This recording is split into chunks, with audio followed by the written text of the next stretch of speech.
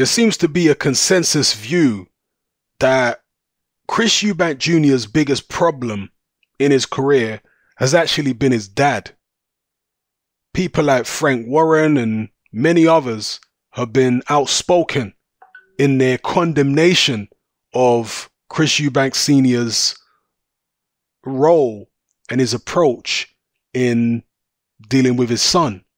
They think that many, if not most, or perhaps even all of the bad decisions, what they perceive to be bad decisions in Chris Eubank Jr.'s career, have been down to the father. Now, I watched Boxing Beats and Rhymes video, which you can see on screen. A good video, a thought-provoking video. And in the video, he says, well, maybe Chris Eubank Sr. isn't actually the problem or the source of the problem. Maybe Junior doesn't even listen to his dad. Maybe he's too hard-headed for even his dad to be able to get through to him. And maybe that's what it really is. And I suspect there's some truth to that. But as much as I suspect that Junior is just too hard-headed for even his dad to be able to get through to him, his dad has clearly given him carte blanche in certain instances. For example, his dad, to my knowledge, was the one who brought Adam Booth in to train Chris Eubank Jr. That was a good move, right? By Eubank Sr., surely. But then Eubank Jr. wouldn't follow Adam Booth's instructions, and so Adam Booth walked out on him. And rather than condemning Jr., Eubank Sr. gave Jr. carte blanche and said, well, it's Adam Booth's fault. He shouldn't have walked out. Eubank Jr. will buck. He's a young stallion and he will buck. It's your job as a trainer to stay on top of it, on top of the situation when he bucks, and stay there with him. Not to walk out on the fighter. So there you go, an instance of Eubank Sr. giving carte blanche to Junior. And Beats and other people have pointed out that Eubank Sr. was giving Junior decent advice in the corner against George Groves. It's just that Junior wasn't listening to him. Junior wasn't implementing the things that Senior was telling him. It seems that nobody can get through to Junior, maybe. And that's what the problem is. That he does have expertise within his team, in his dad and Ronnie Davis, but Eubank Jr. believes that he knows better than everybody, it seems. And that is the source of the problem. So you could put the greatest trainer in the world in camp with him. If Eubank Jr. is too hard-headed to take on board what they're teaching him, then it's going to be useless. So go check out Boxing Beats and Rhymes video on it. A very good video.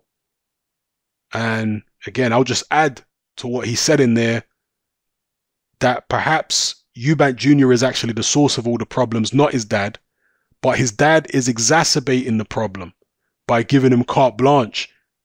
The example of the Adam Booth situation, I think, is a decent one.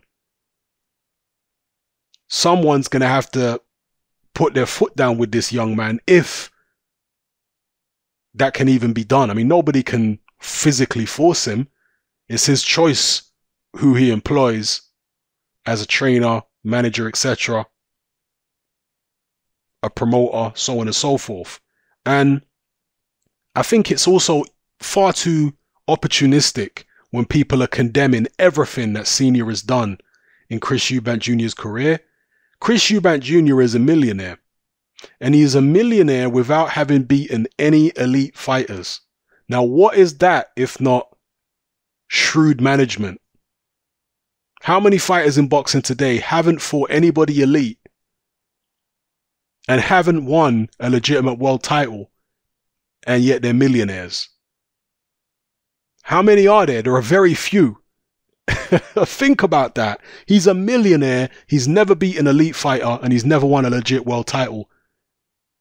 And he's a millionaire. That takes shrewd management. Yes, the Eubank name has a lot to do with it, but look at the fights that Junior has been in. He's been in 2 world title fights, and the World Boxing Super Series, the Yildirim fight, and the Groves fight, particularly the Groves fight, earned him a lot of money.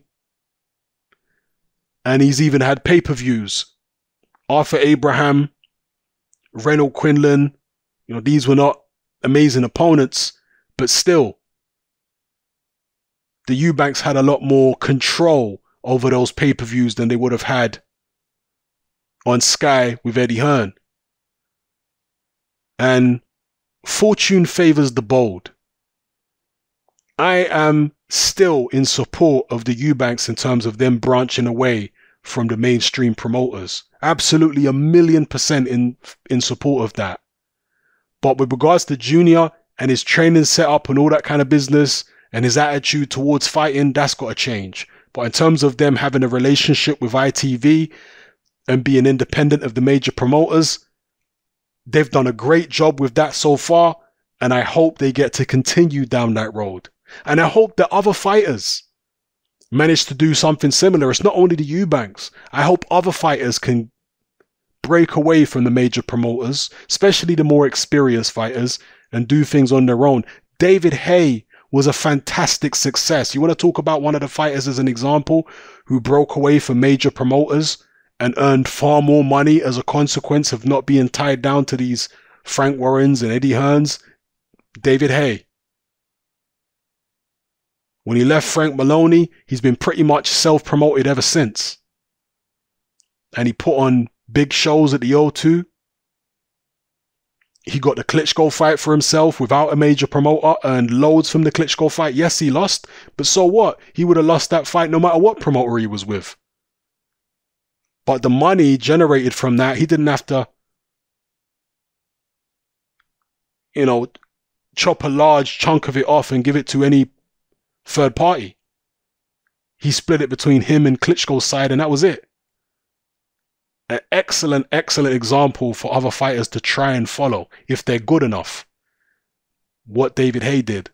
And he was signing deals. He had a deal with, I think, Satanta for a while. Then he had a deal with Sky before Sky basically got monopolized by the Hearns.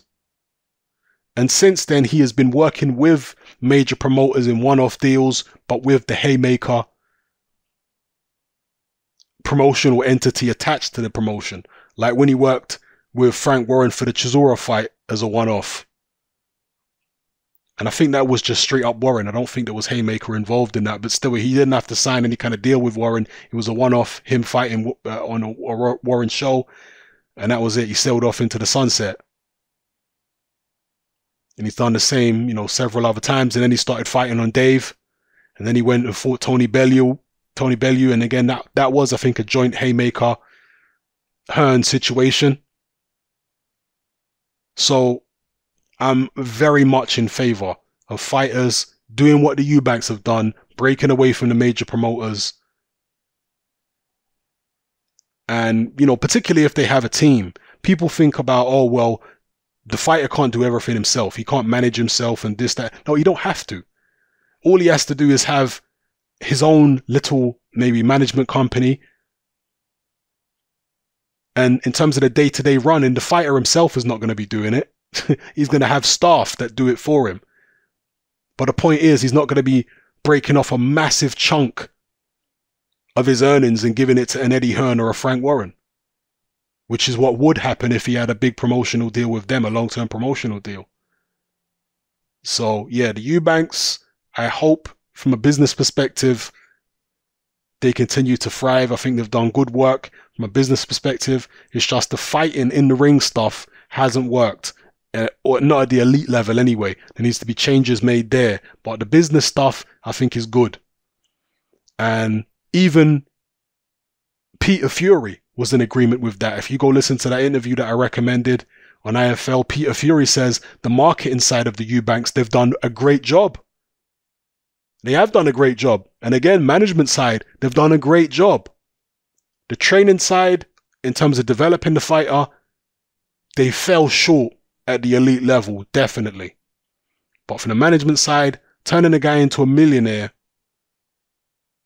when he's never fought, never beaten an elite fighter and hasn't won a legit world title when he's a millionaire, that is shrewd management to be able to do that. So hats off to them for that. But, you know, Eubank Jr. may well be the source of all the problems that he has encountered in his career rather than his dad. His dad has just, I guess, enabled or facilitated the problems. So, yeah. Anyway, let me know how you feel in the comment section, people. It's happening. I'm out.